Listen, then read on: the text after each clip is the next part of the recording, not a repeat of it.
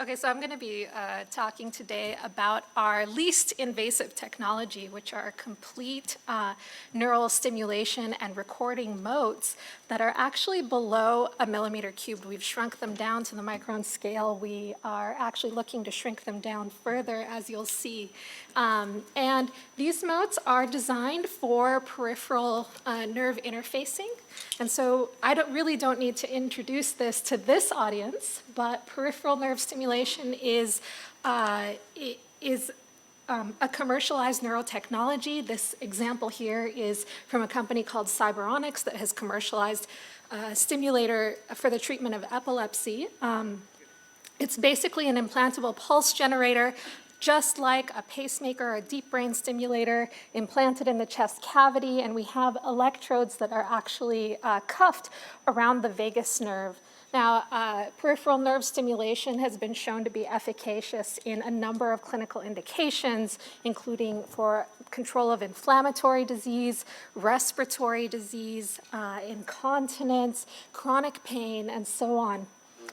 So our vision, what we'd like to do is actually get rid of this huge device that you have to implant through quite an invasive surgery and move toward very, very tiny little wireless motes that we can actually implant through a laparoscopic surgery, insert through a cannula, or perhaps even inject image-guided injection directly to the site itself. And we power and communicate with these devices through ultrasound, and I'll motivate that in just a little bit. So shrinking things down to that level is a pretty hard problem. We've actually been working on it for the greater part of a decade at UC Berkeley. And this was one of our first attempts where we tried to make little tiny neural recording motes that are shrunk down to a millimeter. We put a little antenna, and to the best of our kind of design capabilities at that time, we squeezed about 5 microwatts out of it. Obviously, we want to shrink this down further, but we want more power, and this is a difficult problem. So one of my colleagues at UC Berkeley recognized, so Professor Michel Maharbez, he recognized that we can use ultrasound and an ultrasonic transducer, and if we beam the ultrasound directly into this implanted transducer, we can actually get quite a lot of power out of it. In fact, orders of magnitude more. And notice that it measures actually even smaller, below the millimeter scale. How is this possible? Well, first of all, ultrasound propagates extremely efficiently in tissue. It has about an order of magnitude less attenuation than RF does. It has a very high FDA intensity limit because it's safe. It doesn't absorb into tissue quite as readily. It can be unfocused or focused exactly the way that RF can, so that's a nice feature. And most importantly, the wavelengths are actually extremely small, so we can have resonant structures down at very, very small feature sizes well below a millimeter. Okay, so from that, a number of professors at Berkeley, including Michel Maharbez, Jose Carmena, Elad Alon, Jan Rabai, actually built a beautiful demonstration that they called Neural Dust, where they had an ultrasound transducer that is 750 microns on a side, and a single transistor to perform a little bit of neural recording. And what they demonstrated was the ability to beam ultrasound down to that device and get a reflection back that was essentially, that could be decoded into the recording of the firing of a nerve. So this was a very, very nice demonstration that was published back in 2016. Now, 2016 is when I joined the faculty at UC Berkeley. And what we wanted to look at was to take this platform of Neural Dust and see if we could do something a little more sophisticated with it, maybe have active circuits and perhaps not just do recording, but also do stimulation. So the first thing we looked at was building a peripheral nerve stimulator on the Neural Dust platform. Now, this presented all kinds of new challenges. So first of all, we want to keep the volume just as small. We really don't want to increase the size of this device substantially.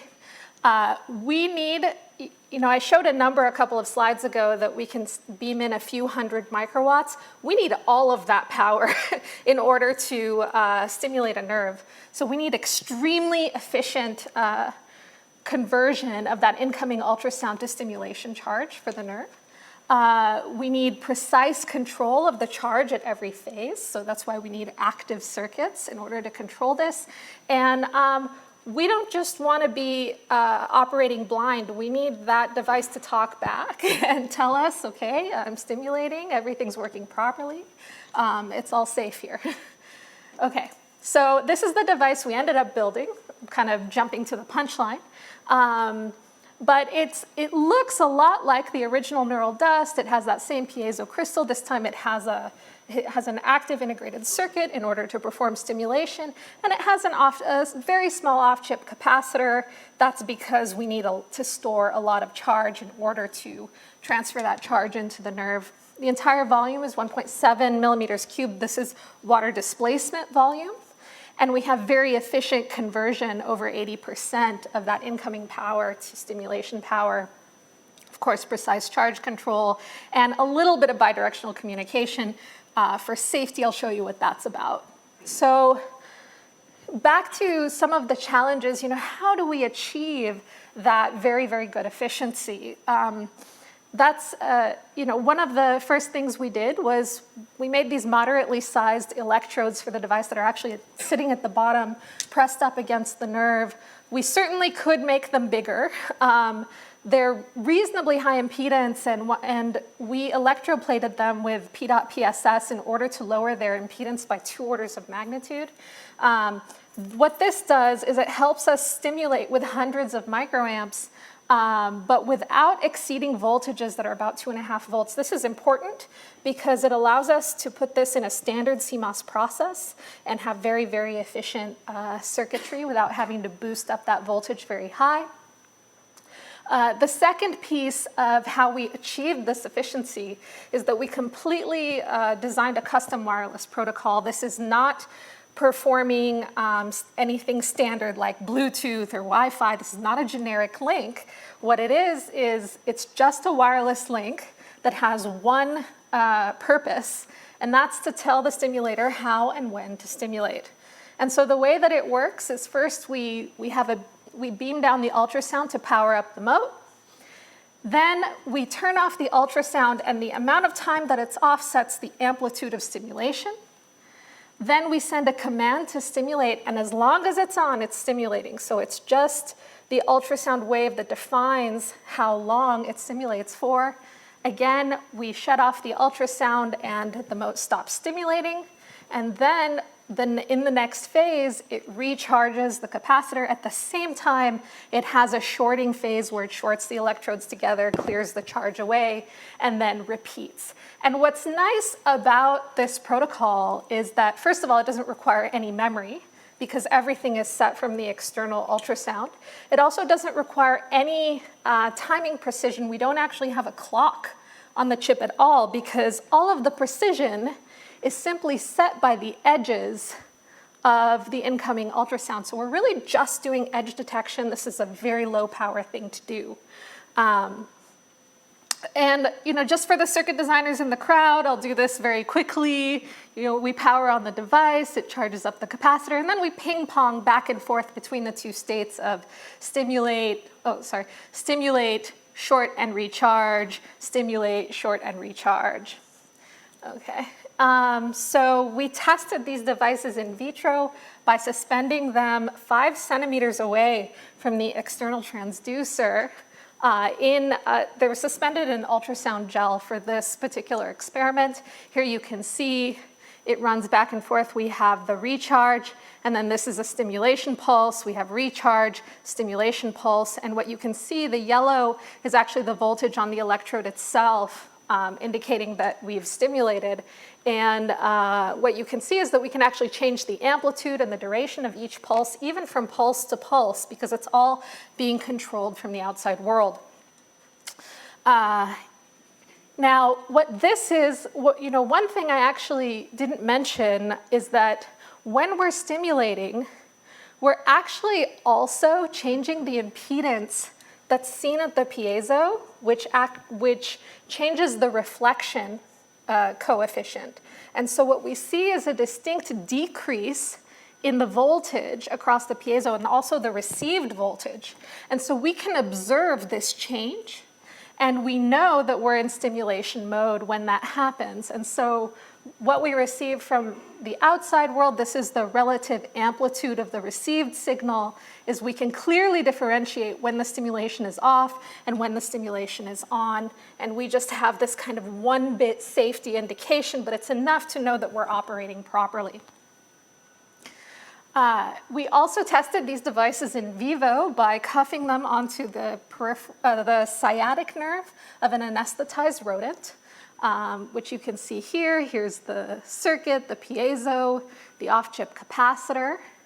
And what we're doing in this experiment is we've sutured up the animal.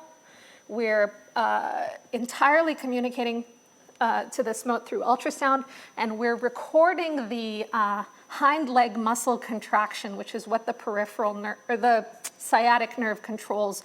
It actually kicks the hind leg back of the animal, and I'll show you a video of that in a moment. So the first thing we did was just sweep different stimulation amplitudes. What we get then is, this is the muscle, the compound muscle action potential when we get, as we're activating the muscle, and when we plot the current versus the amplitude, we see these nice classic sigmoidal curves of complete recruitment of the muscle that's capable through this device.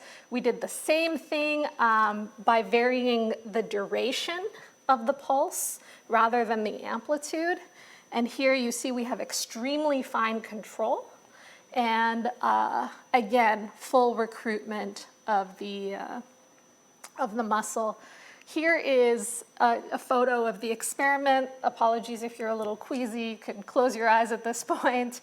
You can see that the animal is sutured up, and I will show you a video of the stimulation. All you're going to see is that every time we stimulate, you should see the hind leg kicking. And so you'll see that here, and we'll show a couple of different angles. And we've been able to observe everything from very light kicking all the way to complete tonic contraction of the muscle. Let's see if we have one more. Yeah, this is probably the best angle. You can very clearly see the kicking. Okay. Now we've actually taped out even tinier versions of this chip that are 500 microns by 200 microns, and with a new assembly process, we can get these devices down really low. So our current device, it's not the smallest peripheral nerve stimulator ever built. There are many groups actually working on this problem, which is wonderful.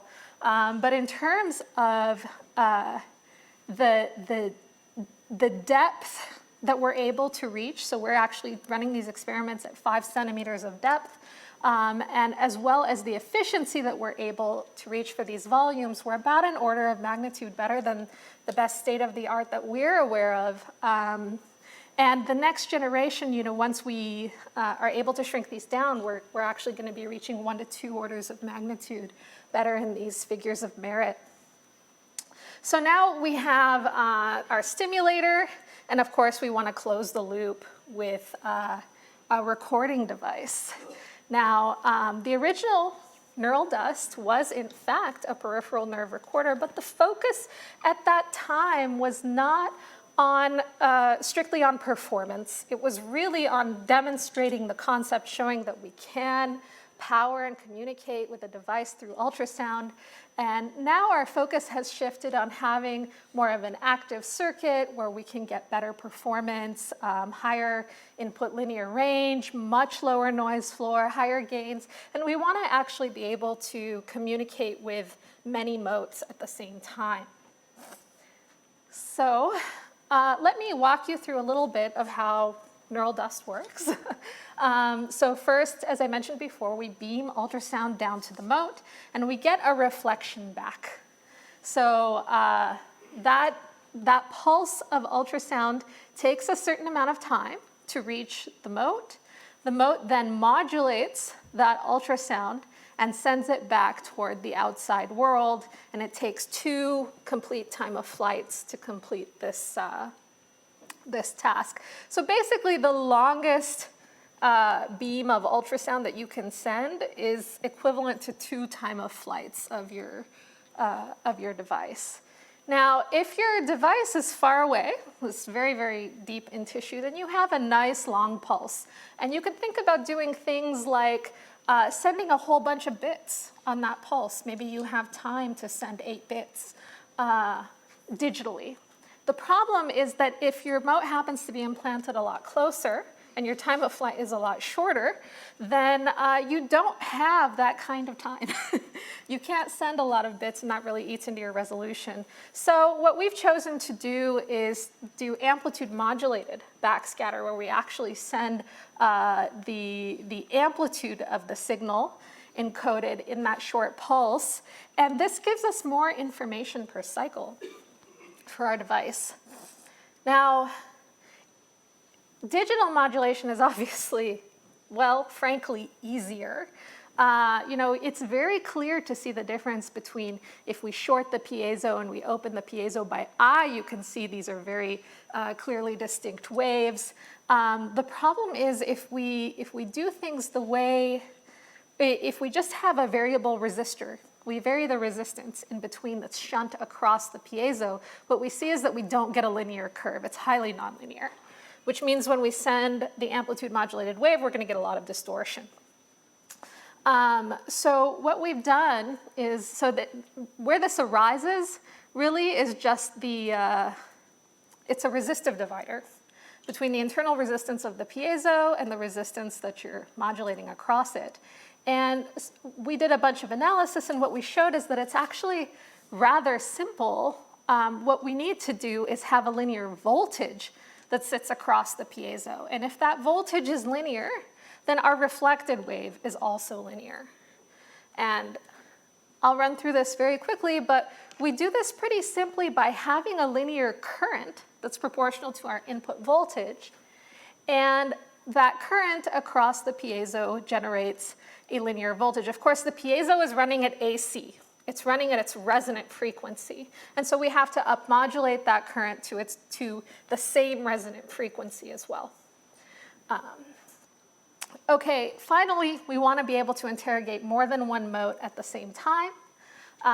So what we do in this case is, so each pulse now is proportional to the amplitude of the sample. And we put each of these pulses onto a unique subcarrier. So each mote would have its own unique subcarrier. This one might be running at 30 kilohertz, this one might be running at 60 kilohertz. You'll get a superposition of the 2 pulses coming back, but because they're running at unique frequencies, we can actually separate them out in the back end, what's coming from mote 1 and what's coming from mote 2. Okay, I'm not going to run through the whole chip, but of course we designed a whole chip and interrogation system to do all of these tasks. And here's the completed assembly. This was actually extremely small because we're doing a single link power and data. We just have one piezo. We have no external capacitor this time. We have a tiny chip that's 500 microns by 500 microns. And so the entire assembled volume is 0.8 millimeters cubed. So now we're down in the sub-millimeter cube regime. The entire mote takes 37 microwatts. That's well below the amount that we actually have to spend. And it has good enough noise and bandwidth to actually even do brain recording. So I'll get there right at the end. So again, we made in vitro measurements of these motes, and we sent beautiful, pristine sine waves. And what you can see is that we can actually receive pretty nice sine waves. It's nicely linear, as I mentioned before. It's the equivalent of sending about 8 bits. And we can also send neural signals across this link. We've shown pre-recorded neural signals that don't get heavily distorted. Okay, finally, we wanted to show that you can measure more than one mote at a time. And so we suspended 2 motes, each running a different frequency sine wave. We receive the complete backscatter, and we're able to demodulate the 2 sine waves. There's actually much nicer data than this in our paper that shows that we can send 2 distinct frequencies, and the rejection from the other mote is about 60 dB, which is not too bad. In the lab, we have 3 motes up and running. We're scaling this up further. Of course, we want all of these devices we want to include the stimulation in this and have a complete closed loop experiment in the future. Finally, just a little teaser for the future is that we're also interested in having these motes perform brain recording. And in the lab right now, we're working on essentially showing that we can do this through a thinned skull as well. So I want to thank my research group, but in particular, I'd like to thank my collaborators, Michelle Maharbiz and Jose Carmena, and also the students and research scientists that really drove this work forward. My student Miraj Ganbari, David Pike, who is a student in the Maharbiz and Carmena labs, and a research scientist that was formerly in my group is actually now a professor, Dr. Ben Johnson, or I should say Professor Ben Johnson, and of course our sponsors for this work. Thank you for your attention. I'd love to answer any questions you have.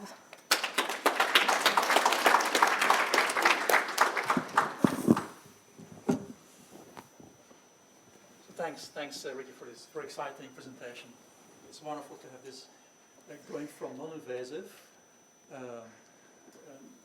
modalities to actually be able to penetrate very deeply in the brain. It's quite amazing. So we have plenty of time for questions. And I'll ask that use the microphone, so raise your hands and we can.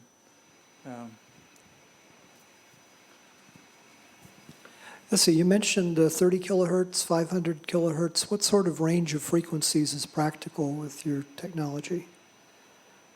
Well, so the resonant frequency of our motes is close to 2 megahertz. The signal itself, we're sampling at about 10 kilosamples per second. And then those higher frequencies that I mentioned, the 30 or 60 kilohertz, those were the subcarrier frequencies that are unique to each mote. And so, there is a limit to which we can scale those. We have a whole analysis in our paper that shows that we can, with our current motes and our current setup, we can scale to about 8 to 10 motes. And then we run out of bandwidth. That's what I was getting at, thanks. Yeah.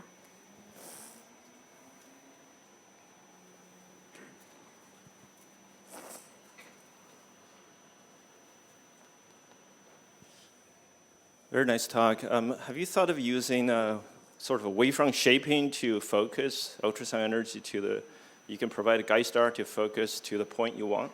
Excellent question. Absolutely. We are, in fact, making those measurements now in labs. So we have an arrayed external transducer, and we are working on beam forming toward motes, even multiple motes at a time.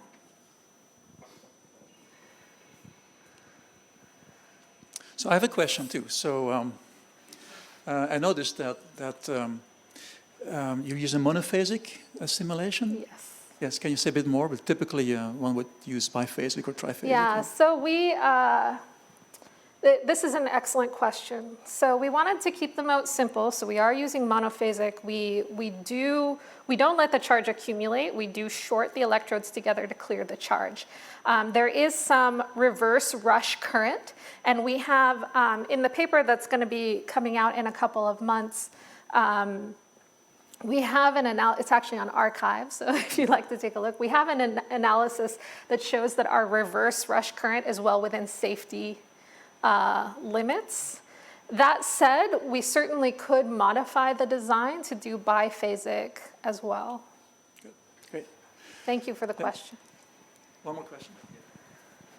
So Rikky, thanks for the talk. Can you comment on the requirements for the transducer for the external device, and also to what extent this would be scalable to milliamp level currents that are currently used in VNS? Yeah, that's an excellent question. Thanks for the question. So I showed at the very beginning a number that said 350 microwatts is what we can send into our device. That's using really kind of the simplest single element external transducer. And at the maximum rate that we can hit it, so the maximum amplitude that we can hit that transducer, we can couple 350 microwatts. That's not limited by safety, that's limited by how hard we can hit the external transducer. Now, with a better transducer or a transducer array, we can scale that up to milliwatts. We have time for one more question.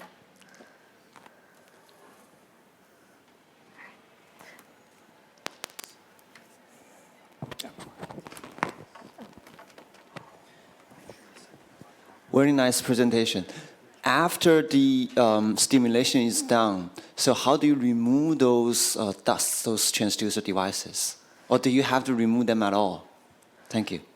Yeah, so the question is how we explant. So first of all, you don't necessarily have to remove them. So you certainly can leave them in there. However, they're cuffed to the nerve. What people have shown, we've only done acute studies. We haven't done long-term studies. What people have shown is that there is some nerve growth around the cuff where it can be difficult to explant, but that is something that we're working on. There could be materials that you use where it's significantly easier to explant the moat. Okay, let's thank Rikky again.